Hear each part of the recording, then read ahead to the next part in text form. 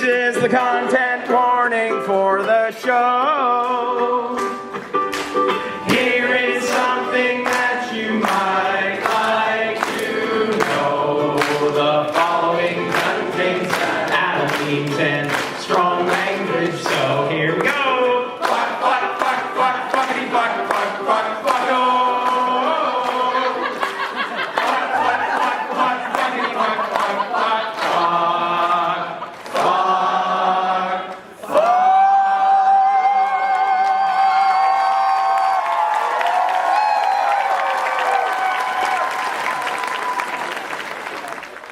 Is it that all aspiring chosen of the Jedi types always have to come from desert planets? Is it that they live on a world that is so crappy they'll just take any opportunity to drive the plot forward? Anakin chose to be a crispy cybernetic religious zealot with asthma over staying at home. Luke was going to join the Imperial Navy to get off of Tatooine before he was abducted by a bearded space crusader in a burlap bathrobe.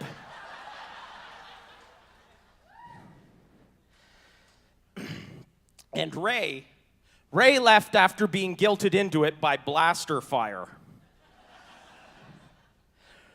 So, is it the less than ideal living circumstances that make characters want to get out of the world by page 10 of the script? No, actually, it's something else. I have a theory. It's midichlorians. No. See, I think midichlorians come from sand and not George Lucas's ass as I had originally hypothesized. You see, Jedis hate sand. It's rough, and it's coarse, and it gets everywhere. Which, if true, lends credence back to the theory that it came from George Lucas's ass. All of the really powerful Jedi spend their formative years on a desert planet. Anakin is Vader. Luke trained to be a Jedi Knight in a week.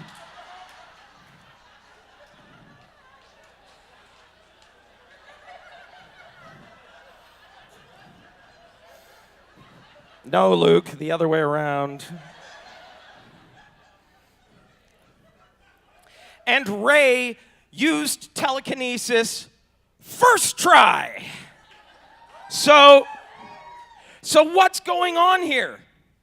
It all has to do with the midichlorian life cycle. You see, once the psychic bacteria have reached a certain mass in a creature's blood, there's an overriding need to leave the planet so the midichlorians can spread their genes all over the universe. Thus, Jedi are actually virulent carriers of magic monk space syphilis. This is why they don't get involved with anyone. It's not because they're not allowed to love, it's because they can't pass a basic STD screen. Rey is likely to be the most effective Jedi in 9 centuries because she will be the first Jedi not trained by Yoda. Oh, what? What? All but one of his students are fucking dead. That is not the hallmark of a good educator.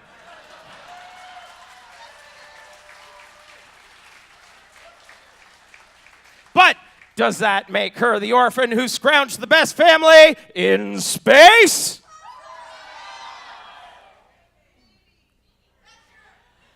Nova Command are the space cops that are really fucking bad at their job.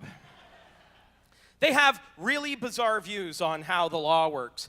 The list of criminal offenses committed by the Guardians is extensive. Rocket alone has 15 counts of arson. They've all escaped from a maximum facility prison and killed and harmed guards in the ensuing mayhem. When Star-Lord and the rest of the Guardians are at Nova Command and being booked, we get a good look at his rap sheet.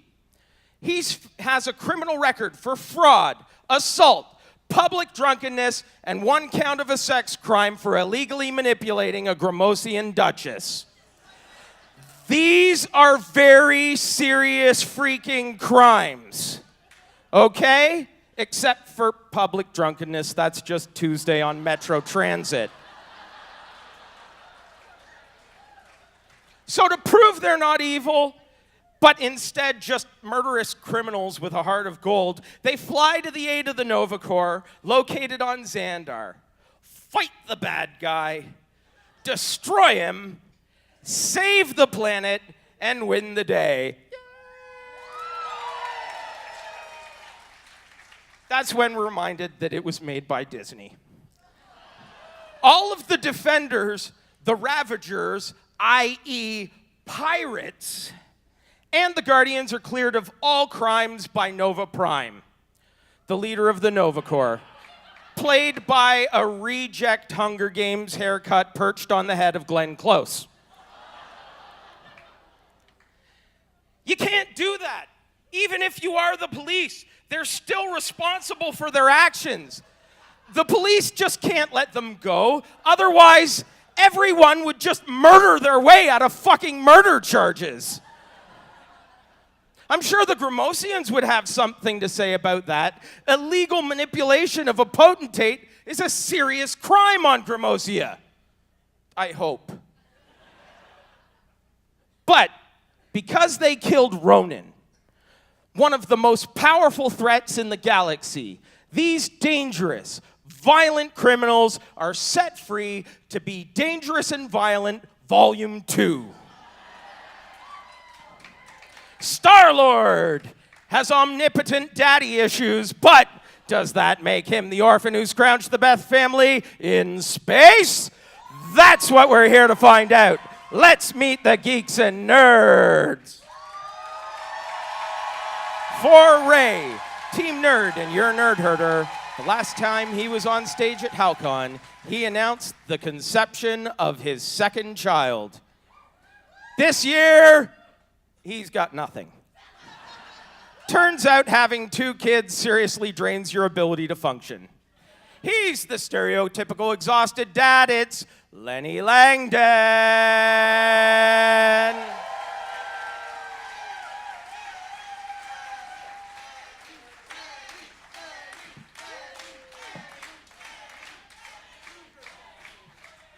She's dressed as a Sandman character for a Star Wars and Guardians of the Galaxy debate. And if you find that strange and confusing, don't ask her about her love life. It's Christy Lee!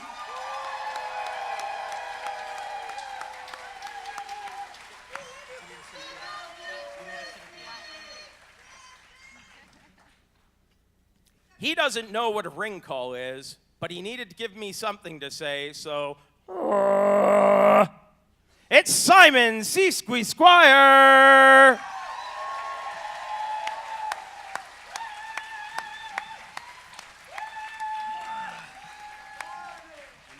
For Star-Lord, Team Geek, and your geek leader, like Ray and Star-Lord, this woman is also an orphan. However, there is where the similarities end, for she has yet to touch a real lightsaber or save the universe. Please welcome Carolyn Davis. Wasn't that worth waiting for? Really? Hailing from the America of Canada, Toronto,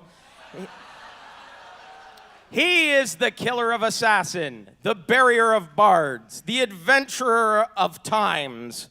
Please taunt and boo until your throats are sore. It's Connor McCreary.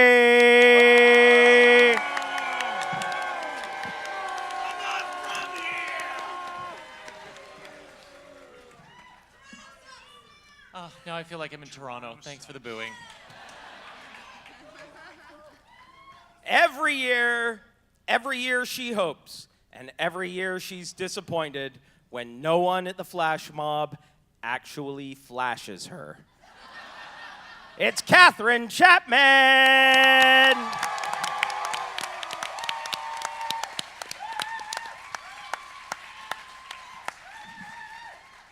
Hello, geeks and nerds. Hello. It is initiative. Please roll D20. Whoa. So, geeks getting 16, nerds, critical fumble. No, it's a 7. It's a 7. Oh, it's a 7? It's a It lucky looks like number. No, the one's there, the 7's there. Oh. Someone chipped off some of the white. Okay, so it's not a 1. No. So nobody gets to punch Simon in the face. So, geeks, would you care to go first or second? We would like to go first, thank you. Okay, so this is round 1. Make your case. Geeks, please explain to me why Star-Lord is the orphan that scrounged a better family in space. You have 2 minutes. Begin. Daddy issues. Star-Lord's Scavenged family connects so well because of a fun and special trait. Daddy issues. All of them are just a little fucked up because of their fathers. Daddy issues. It's a beautiful thing. Take Gamora's family, for example. Well, Gamora's relatively stable considering her upbringing. Her sister Nebula is the kind of fucked up you only see on a TLC reality show. But instead of knee-covering skirts and denial of evolutionary theory, it's weapon-grade body modification she's had passed down. Daddy issues. Or think about Rocket. When you boil it down, he's a trash panda test tube baby who attempts to plug the hole in his life a real father could have filled with riches and a botany experiment. Daddy issues. So is it any surprise that Mr. Half-God, McSad orphan child Star-Lord fell in with this crowd? When your foster dad threatens to eat you and you find out your real dad just wanted to inseminate everybody and destroy the universe, you've got, can we say it together, guys? Daddy issues! And as that old saying goes, the family with crippling anxiety and loneliness due to absent or evil fathers stay together.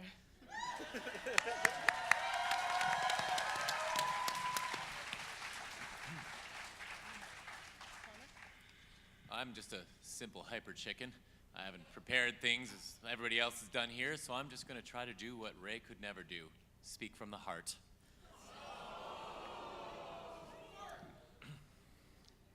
So, one of the things I think you have to realize here is this isn't really a fair fight, because when you look at it, Ray is too good for her family. Look at what she's got. She's got dead Han, she's got Darth Vader on training wheels, and the world's most confused stormtrooper. Now, Star-Lord's played it right, because he's like right in the middle, right? You don't want to be, everybody, who here has a family? Exactly, people. And you know, you want to go under the radar. You don't want to be the best one, because that's a lot of fucking pressure. But you don't want to be the worst one, because then you're the fucking worst one. In the middle. And what people forget, you look at the team of Guardians of the Galaxy, and you're like, well, Star-Lord kind of seems like he's got his shit together in that group. I'm going to put us into the Wayback Machine, people, to where this all began. Comic books. Let's talk a little bit about some of the people who've been on the team of Guardians of the Galaxy that you probably don't know. For example, Captain Marvel and Iron Man were both members of Guardians of the Galaxy. That's the #1 feminist icon in geekdom, and Tony Stark. You've also got The Thing, which is just awesome. I mean, The Thing is amazing. There's no way that Star-Lord will be better at any physical contest than The Thing. But you also have someone like Moondragon, and most people probably don't know Moondragon, but I'm just going to give you a little bio on her. Moondragon's most notable characteristics are her shaved head and achieving excellence in virtually every area of human accomplishment. So basically, his big sister is the slightly less cool Sinead O'Connor. Nothing compares to you. And finally, I am Groot. the most impressive member is Kitty Pryde, who I think we can all agree is the woman that Ray wants to be when she grows up. But it's not just there. You're right. But okay, so wait a second. So Star-Lord's a fuck up. No. Hold on. Here are some other members of Guardians of the Galaxy. Agent Venom, Major Victory, Martyr. Oh, yeah, that's a great one. Thanks. That's like my cousin at Thanksgiving. And Cosmo the Space Dog, who actually would be one of the coolest things you could have in episode 7, because it would actually be an original thought.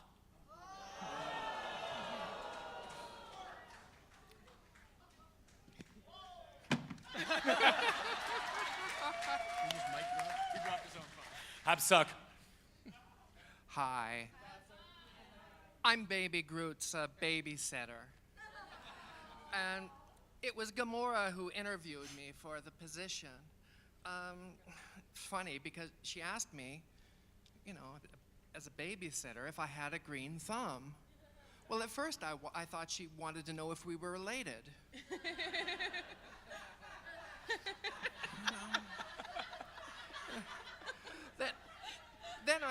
Then I found this wonderful, joyous little bundle of sticks, and I was promptly chastising him for calling him my darling little fat. What? Never mind.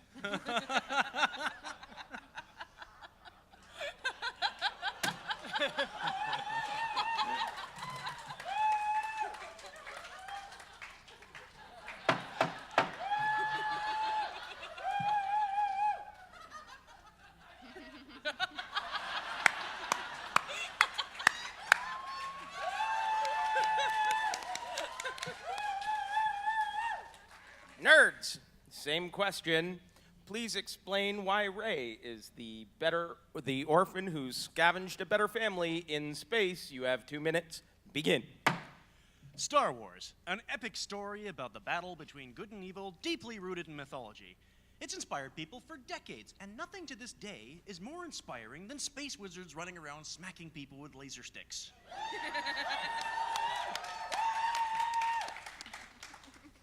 So, as my wife often reminds me, what you do for work, you do for home.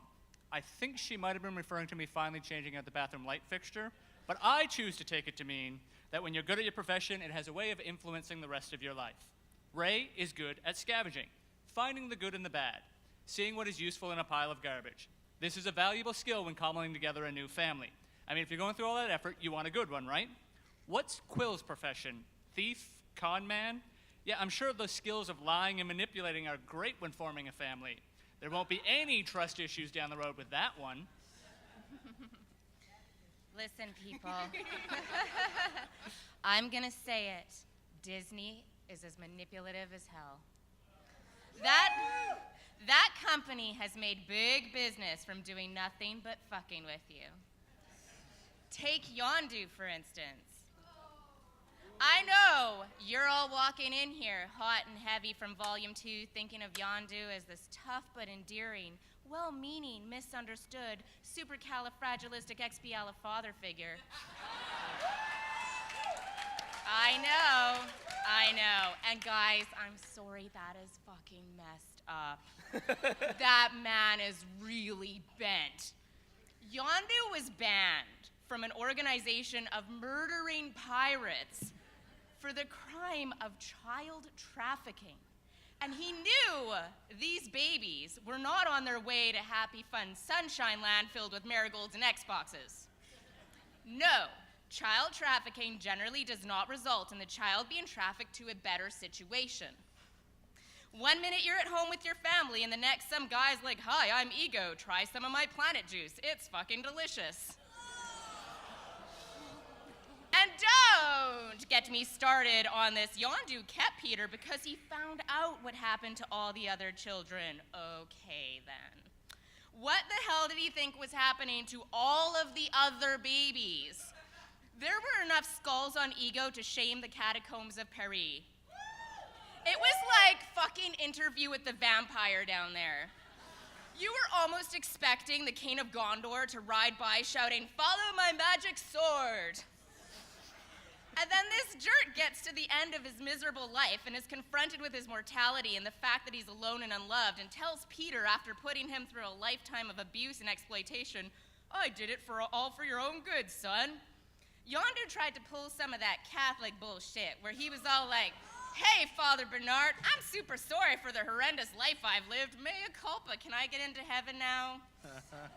Fuck that. If you want a free pass through that kind of fatherhood shit show, you're going to have to do better than a Mary Poppins reference and a cool new hat.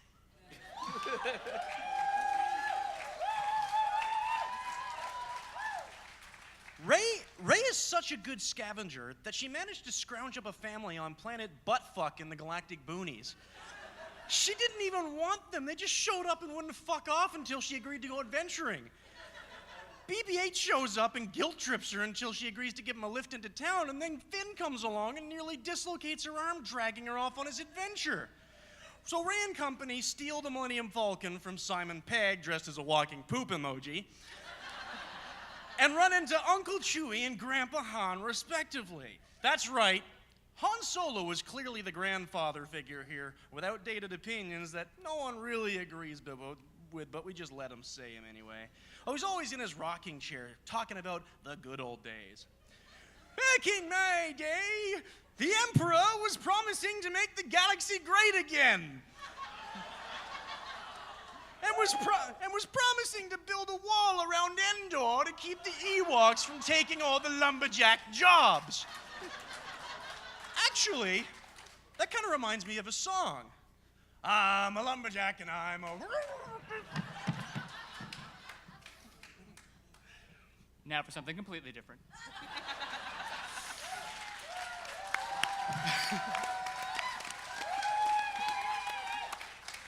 Here's the thing with Star-Lord. He goes on about how his mom is dead and his dad is AWOL. He's playing that Batman sympathy card hardcore. Boo-hoo, cry for me, I have no family. But he has family back on Earth, a family he knew about, a family that was in the goddamn room when his mother died. Don't you think they're wondering where he was? Like, wait right here, and then they never see him again. So, like, oh, he got kidnapped, he had no choice. Okay, why didn't he go back to Earth when he finally got control of a ship? Like, what kind of an insensitive bastard never even thinks to just pop back in and A, get a better tape deck, and B, let them know he's still alive? Fucking jerk.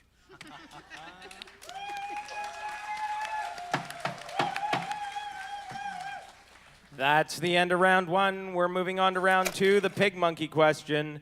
The pig monkey question is, in order to have the better family, you must have fond memories. Please share the events of your candidate's family vacation.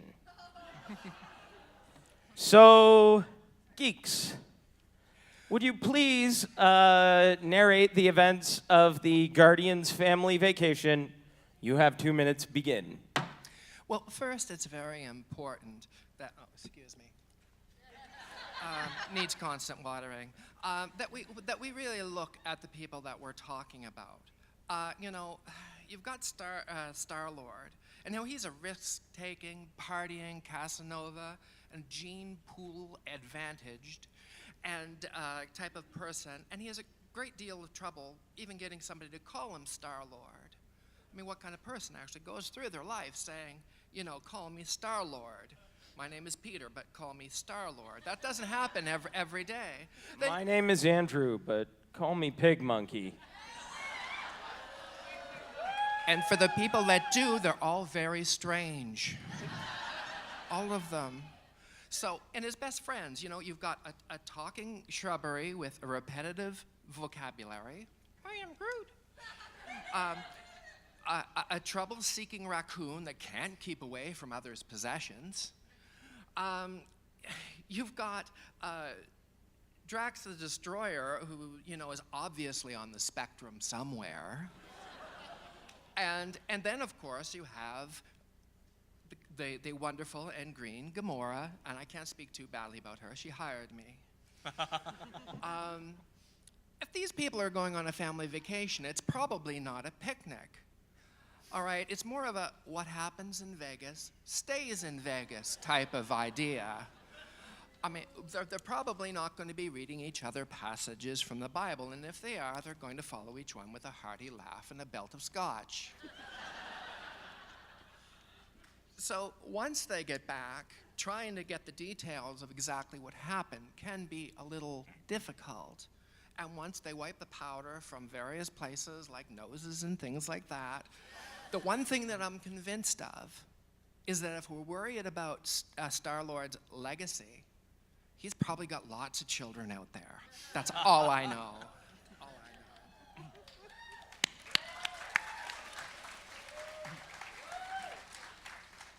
All right, show of hands. Who here has ever gone on a family vacation to an all-inclusive? Yeah, it's fucking awful, isn't it? Right? What you do is you get your whole family, like end up stuffing 4 people into like 1 bedroom, 8 if you're from Cape Breton, and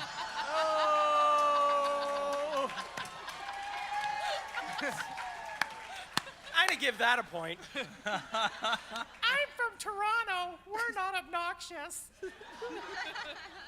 And then what do, right? Like, you all get together, you have this horrible week, eating awful food, drinking, like, the worst gut-rot alcohol possible, getting way too much sun for your pasty white skin, getting in fight after fight after fight, yet somehow it all comes together and is a wonderful time. It's a memory you come together because you're like, you know what? Nobody can hate each other the way we hate each other. And that's kind of what the vacation would be for Guardians, right? You have the whole team there. Somebody is going to be wearing not nearly enough clothing on the beach, Drax. One of you is going to sneak out at like 11 o'clock and then take the towels off all the really nice chairs that are closest to the pool while that family is going and getting drinks, Rocket. And then another member of the family is going to be sitting by the bar on the really cold day, drinking way too many especial de dias until they get super drunk and have to be dragged up to their room by their wife, and she has to go back to the buffet and steal French fries and get super cut-eye from the waiter because you're not supposed to take food at the buffet. That was me. But Gamera would have been my wife in that situation, and that would have worked fine. And so at the end, our friends from the Guardians, they would have all come back with red skin all over, except for Groot. He would have actually grown about 15 feet, and we would get him back to like tall super Groot, which I'm actually kind of torn on. I'm not sure if I want to see tall big Groot again. I kind of like this. I am Groot. Gross. What? You know what? That's like a normal thing in my family. We're from Toronto. And at the end of the day, when the Guardians came back, burned, drunk, and having smuggled in way too many cut store cigarettes, they would have had the kind of time that they would remember forever, post on Facebook, and remember that, oh yeah, those other families, they're just not as fucked up as we are.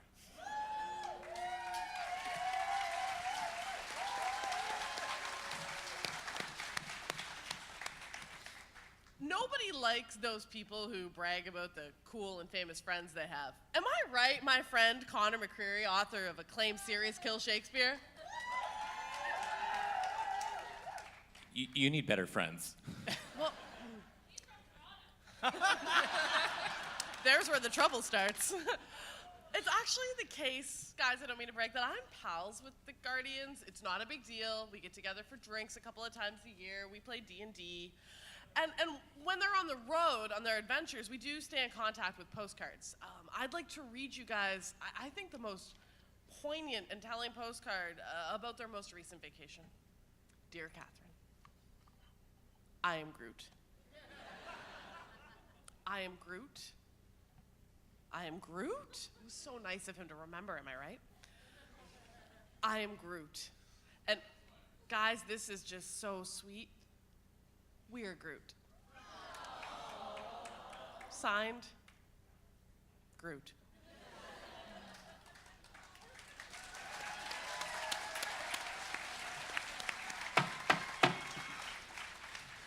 Thank you very much. Nerds, same question. Please share the events of Ray's family vacation. You have 2 minutes. Begin. So as Carol pointed out, where Star-Lord needs the space equivalent of Vegas to stand out from his usual escapades, all Ray needs is to go anywhere there isn't sand. Having company while she's there is just the added bonus. I mean, look at the first planet she went to with Han. She was stunned into silence because it was green with grass. Just bring her to Canada and she will be set for the rest of her life. Thank you, Trudeau. Not Toronto, yeah. Cape Breton. Stop helping. So, for our family vacation, we've decided we're gonna pile everybody into the Millennium Falcon and pop off for a weekend at Space Disneyland! Of course, during this vacation, several things will happen. BB-8 will get locked in a kennel after Finn and Poe unsuccessfully try to convince security that the sentient soccer ball is their service animal. Han Solo's gonna visit the Indiana Jones stunt show and have really confusing feelings of deja vu. Finn will then attempt to woo Poe Dameron by taking him on a romantic trip to It's a Small Galaxy After All. Guess who goes home alone? Rey finds herself in the Star Wars part of the park and ends up having a mini freakout when she sees what she perceives as a bunch of furries dressed up as her friends posing for photo ops. Uncle Chewie, meanwhile, is stuck in a push-up contest with Gaston. Gaston won't give up, but he's scared of winning because no one fights like Chewie, no one bites like Chewie, no one rips the arms off of Gaston like Chewie. He forgot to let the Wookiee win. Oh God, don't do that, Chewie.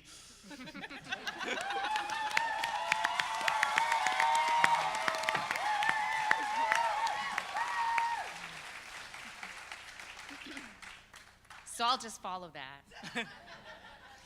Listen, the thing that makes or breaks a family vacation is your mode of transportation. The Milano is like a goddamn Pontiac Aztec with that stupid tent that pops out the back.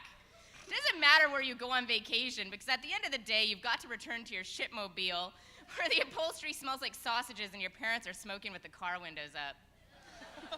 You know what? You've all had horrible family vacations. Think of how much better you would have felt about pooping yourself at Six Flags if you knew for a fact that at the end of the day you were getting on board the Millennium Falcon. This is what I imagine it would be like for Rey. Force Ghost Hans at the helm. Chewie's watching Rick and Morty at the holographic table. You stop to pick up pervy Uncle Lando and he's all like, "Hey, sweetheart." And you're like, "Whatever, that's creepy, but get in." And off you go, taking the scenic route through the Kessel Run, which you make in under 11 parsecs. What? And then you stop at this beautiful scenic planet, Naboo something or other. You're seeing the sights and you're like, "Cool, there's half a Darth Maul."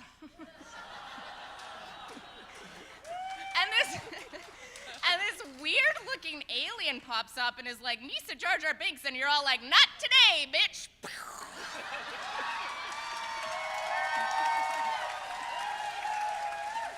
Best vacation ever.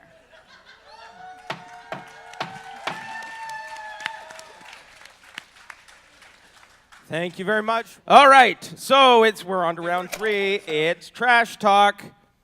So we'll start over with the geeks. Geeks, give me some trash talk. Begin. I want to talk about this so-called family.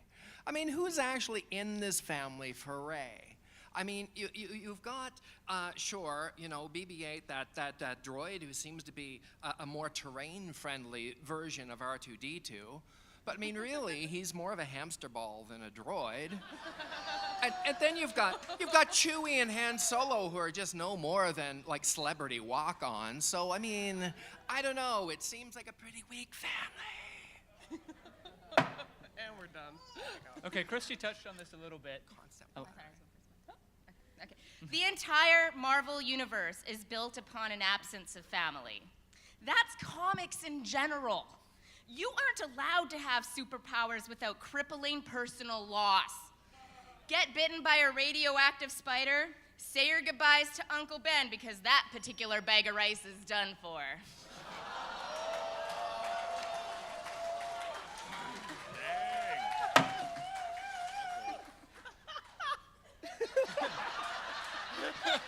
That's my trash talk now.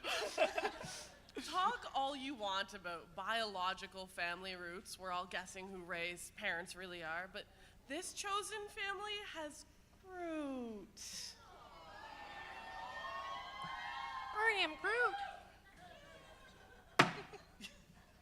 Okay, since you brought that up, I have this thing of, so sure, you're talking about whose Rey father is. Well, the thing is, we don't know yet. Yes, I do know there's all the theories, but fuck theories. As my father always said, theories are like assholes. Everyone has one, they're full of shit, people can get weirdly obsessed with them, and just like your mother's... Thanks, Dad. I'm from Toronto. I'm clearly not prepared for this, but here's my thought on this, all right? Rey's family would be so much, Luke's family. Wait, no, Rey. No, wait, Luke. Wait, sorry. Haven't we seen this movie before? Don't we just have Alzheimer's Han? Shitty Obi-Wan Kenobi, in that it's Luke Skywalker at the end, who was basically the whiniest character, and now he's supposed to be a better version of Obi-Wan. So basically all we've got with Rey are worse versions of everything we've already seen before. At least with Guardians of the Galaxy, we have new characters. We have people who actually like each other, and we have a script that, kind of was not just copied down from something that George Lucas wrote. I don't think we're getting out of here alive.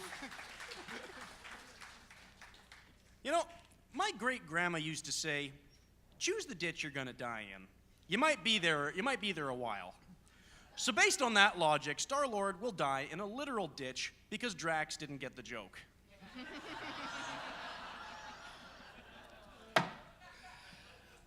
Well, here's the thing that really sets the Guardians apart, and that's diversity.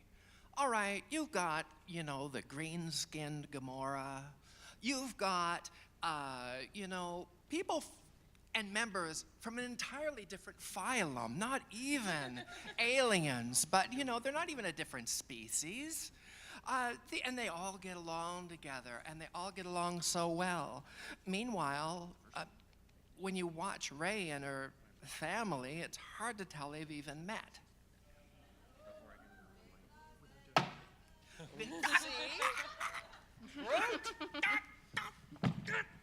Oh, shit. That was an accident. Good boy. Do I have to open this? I am Groot. Thank you. Excuse me.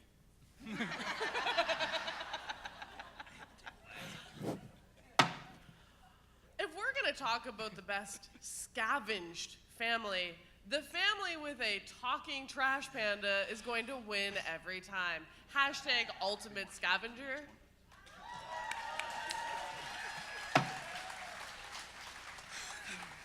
Sasha from Walking Dead killed herself after a friend gave her a first-gen iPod. Peter was given a Zune. No one who cares for you would give you a Zune.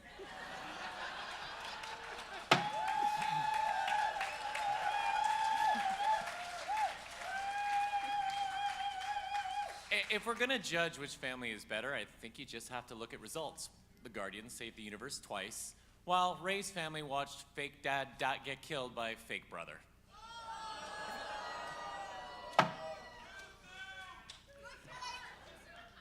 You know what's fun? Thinking about how fast Yondu Poppins would get fired from his nanny job after threatening to eat Jane and Michael Banks. Have you seen what children are like in the Upper East Side? Yondu would get a medal. Kids are little fuckers, and I've got 2 of them. Let's bring back infanticide. What a bunch of a-holes.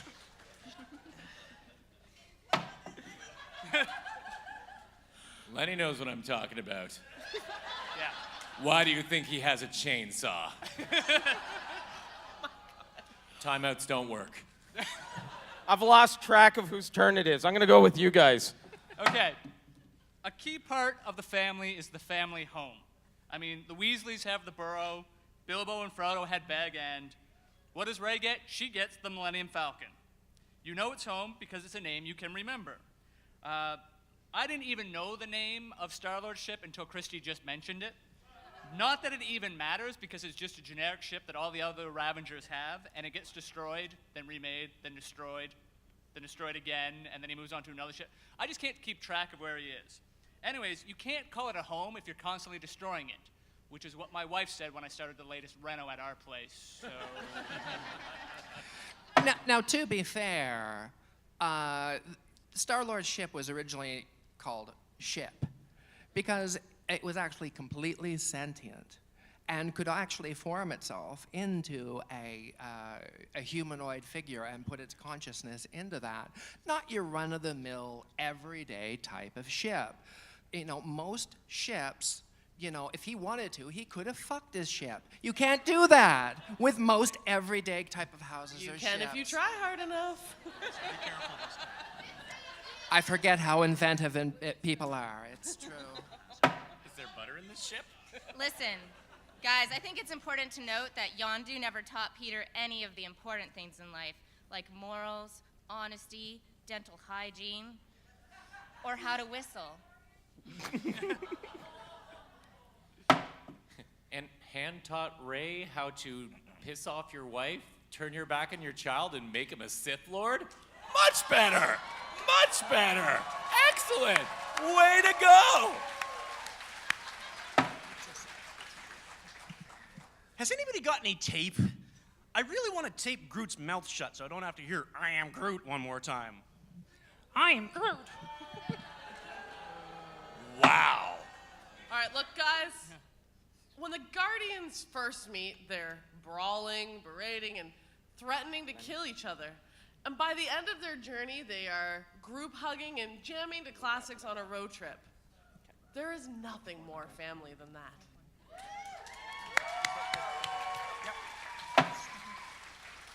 Listen, guys, no one is more grateful for her adopted space family than Ray. After being dumped on a barren planet to scavenge garbage to earn food, she's practically feral by now. I bet during the bad weeks of junk hunting, she found and ate a dead stormtrooper at least once.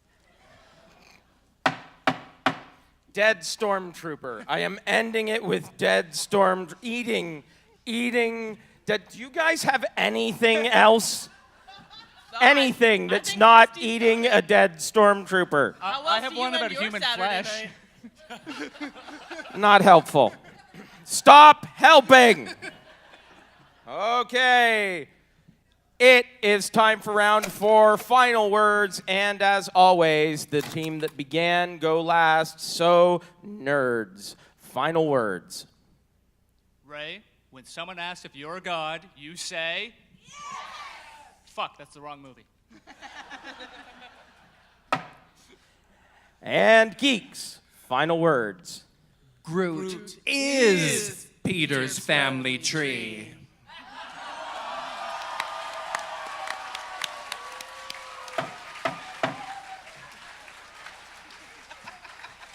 We have a thing. I don't want to be here. Okay. I'm from Toronto. He's from Toronto. We're very open-minded there. All right. You have heard I can't even call them arguments, just like insults Logic and foresight. and just like whatever the fuck you guys did. Dead All right, you've heard the arguments. It's time for you to make your decision. Do we hear it for the nerds and Ray?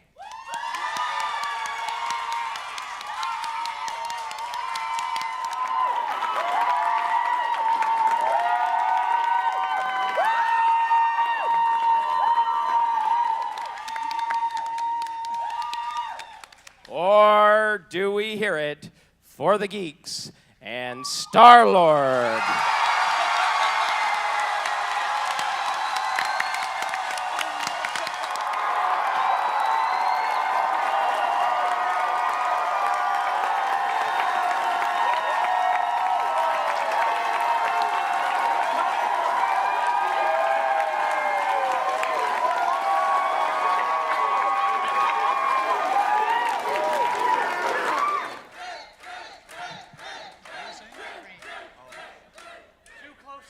Yeah, close one. Jesus, I don't know. As the Lord High Pig Monkey reigning here at Hal-Con, I am proud to announce that the orphan that scavenged the best family is Star-Lord.